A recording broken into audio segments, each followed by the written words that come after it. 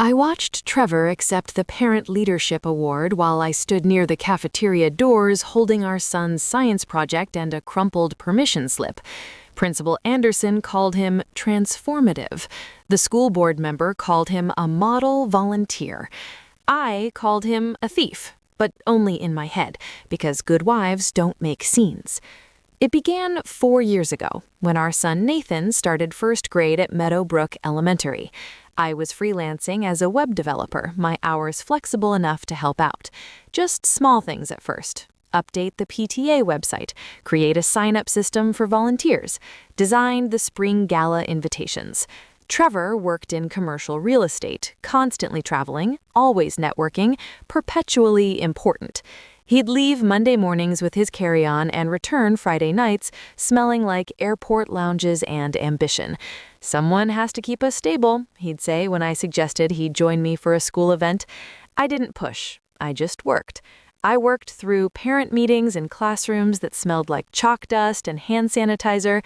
I worked through budget planning sessions where we debated the cost of playground mulch.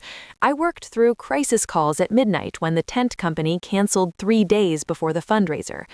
The fall carnival that first year broke every previous record, raising $18,000. Outgoing PTA president Linda Hutchison pulled Trevor aside at the celebration. "Your wife is phenomenal," she said, loud enough for half the room to hear. "You're a lucky man." Trevor put his arm around my shoulders. I just try to stay out of her way and let her shine. I was holding a garbage bag full of deflated balloons. I heard every word. The following year, Linda moved to Arizona. The PTA needed new leadership. "You should run," I told Trevor one night while uploading vendor contracts to our shared drive. He looked up from his tablet. "For president? You have the presence, the business background."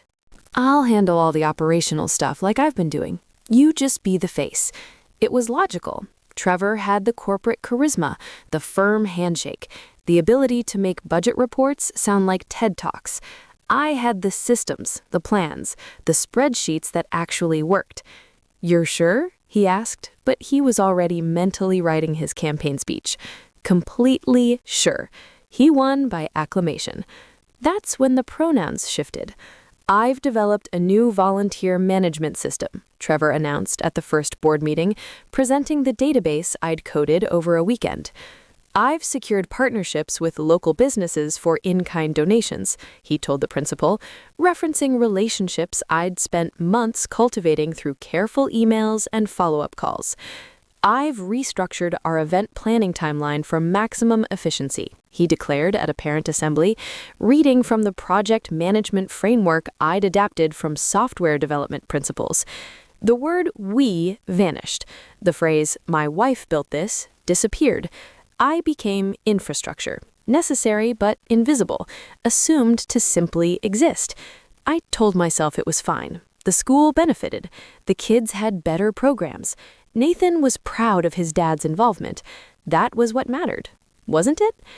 Everything crystallized on a Wednesday in March. I was at my desk responding to the caterer about nut allergies for the teacher appreciation breakfast. Nathan was doing homework at the kitchen table. Trevor walked past, phone to his ear, voice animated with false modesty. "Well, I appreciate the recognition," he was saying. "Speaking at the state education conference would be an honor. I'd love to share my leadership model." My fingers stopped moving. His leadership model? His strategies? His innovations? I watched him pace near the window, nodding, smiling, absorbing praise like oxygen. "The key is creating sustainable systems," he continued. "When you build the right infrastructure, excellence becomes inevitable." My chest tightened. I had written those exact words in a planning document 14 months ago, verbatim. After Nathan went to bed, I opened my email archives. 4 years of digital evidence, contracts with vendors, coordination threads with volunteers, problem-solving exchanges with teachers, budget negotiations, timeline adjustments, emergency contingency planning when the fire marshal changed occupancy rules 2 hours before an event, hundreds of emails sent from my personal account, claire.davidson.web@gmail.com. Not Trevor's work email, not a joint PTA address, mine alone. I scrolled through message after message, watching my own name appear in the sender field like a heartbeat. From Claire Davidson, from Claire Davidson, from Claire Davidson. My hands started shaking. Every successful initiative, every program improvement, every efficiency gain that made Meadowbrook's PTA the envy of the district.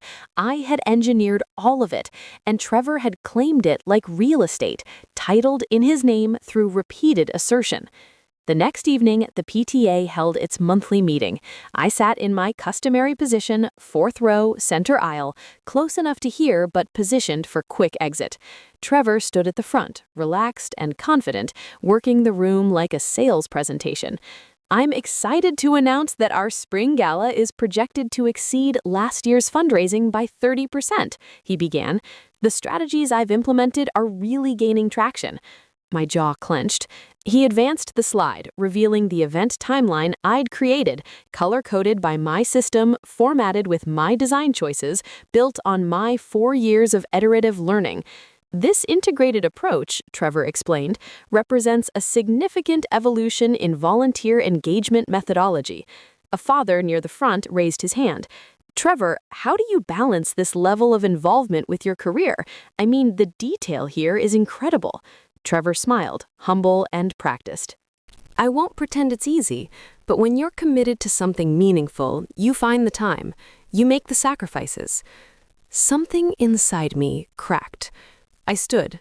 30 heads turned. I need some air, I whispered, and walked out while Trevor continued presenting my work as his vision. I sat in my car in the parking lot, hands gripped around the steering wheel, breathing through my nose like I was trying not to scream. My phone lit up. Trevor texting. You okay? I stared at the words until they became abstract shapes. Then I drove home, went straight to my office, and began building something new. Not an event plan, an evidence file. I stopped going to meetings. Too many client deadlines, I told Trevor when he asked. He nodded absently, already focused on his upcoming presentation to the district superintendent. I continued doing every single task, but now I documented everything differently. Every email I sent got BCC'd to a separate archive account I created specifically for this purpose. Every document I produced got saved with creation metadata and version history intact. Every communication with vendors, volunteers, teachers, administrators, meticulously preserved with timestamps and sender verification. I didn't confront Trevor. I didn't hint. I didn't give any indication that anything had changed. I just built my case like I was debugging code, methodical and thorough. At school pickup, other parents congratulated Trevor's leadership. He's absolutely remarkable, said Jennifer Park, mother of twins in Nathan's grade. The organizational skills are just extraordinary. I smiled. He's very dedicated. You must be incredibly proud. I am, I said, and my voice didn't shake even a little. Trevor was invited to present at the Regional Parent Leadership Summit. He spent 2 weeks preparing, rehearsing in front of the bathroom mirror, asking my opinion on his delivery. It sounds great, I told him. He practically glowed. This could open real doors. Maybe consulting opportunities, maybe even a book deal. That's exciting, I said. That night, I archived 23 more emails, each one another brick in a wall Trevor couldn't see. Teacher Appreciation Week arrived in late April. The culminating event was an evening reception in the school library, intimate and genuine, a chance for the community to honor the educators who shaped their children. Principal Anderson had announced there would be a special recognition segment for parent volunteers. Trevor prepared a speech. I prepared nothing at all. I wore a gray dress, simple and professional. I sat near the middle of the room with Nathan, who was drawing robots on a napkin someone had given him. The library filled with teachers, staff, school board members, and active PTA families. Trevor stood at the podium looking every inch the leader, poised and camera ready. Tonight is about gratitude, he began. This year, we've built something truly special at Meadowbrook. I watched him with no expression, my hands folded in my lap. He talked about vision, about commitment, about the importance of servant leadership and sustainable systems. Some parents took notes. Many nodded along.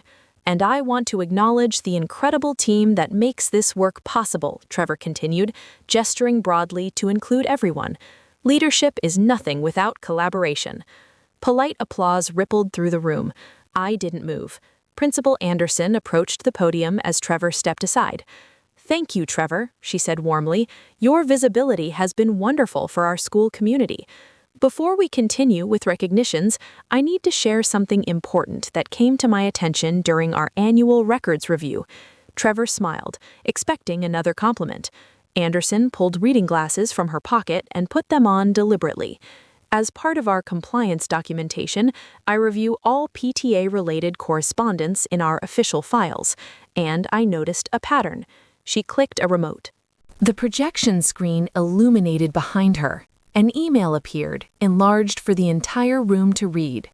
From claire.davidson.web@gmail.com to Principal Sarah Anderson, subject Fall Carnival Vendor Contracts and Insurance Verification, date August 23. This is one of 347 emails I have received from Claire Davidson over the past 4 years, Anderson said, her voice clear and factual. Detailed operational plans, budget reconciliations, volunteer coordination, real-time problem solving. She clicked again. Another email materialized. From claire.davidson.web@gmail.com to Meadowbrook Elementary Staff, subject Spring Gala seating arrangements and dietary accommodations, date February 18. The room had gone absolutely silent. Anderson continued, methodical and unhurried.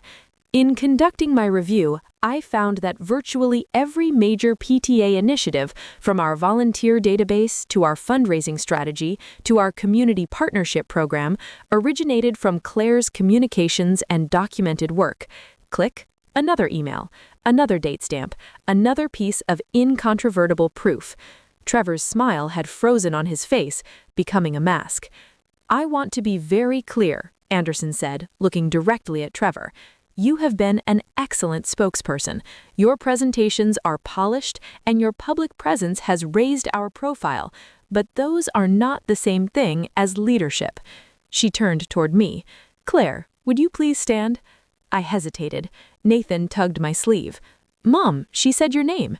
I stood slowly, my legs uncertain. Every person in that library was looking at me. Anderson's expression was kind but firm. "I have been a principal for 22 years. I have worked with countless parent organizations. I have never encountered someone who operates with the level of precision, creativity, and quiet dedication that you have brought to this school." My throat felt tight. "The teachers in this room know."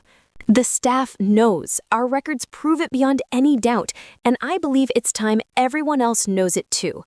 She started clapping, her hands coming together in sharp, decisive sounds. The teachers joined immediately, their applause genuine and warm.